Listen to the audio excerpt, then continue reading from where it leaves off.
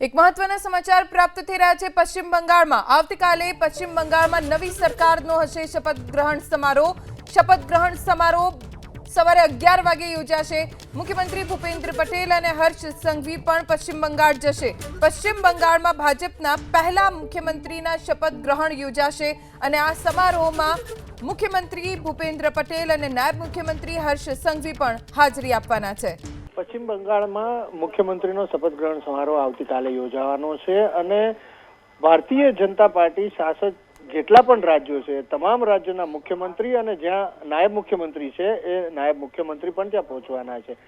પ્રધાનમંત્રી નરેન્દ્ર મોદી પોતે આ શપથ ગ્રહણ સમારોહમાં હાજર રહેવાના છે। કેન્દ્રીય ગૃહમંત્રી અમિત શાહ અત્યારથી ત્યાં પહોંચી ગયા છે કારણ કે અત્યારે ચૂંટાયેલા ભારતીય જનતા પાર્ટીના ધારાસભ્યોની બેઠક પણ છે અને જે રીતે માહિતી મળી રહી છે એ મુજબ લગભગ સાંજે 5 થી 6 વાગ્યાની વચ્ચે નામ પણ કદાચ જાહેર કરી દેવામાં આવે નવા મુખ્યમંત્રીનું। ફોર્મ્યુલા પ્રમાણે કદાચ નાયબ મુખ્યમંત્રી પણ વાત ચાલી રહી છે। 2 નાયબ મુખ્યમંત્રી પશ્ચિમ બંગાળમાં ભારતીય જનતા પાર્ટી મૂકે એ પ્રમાણેના સમાચાર મળી રહ્યા છે।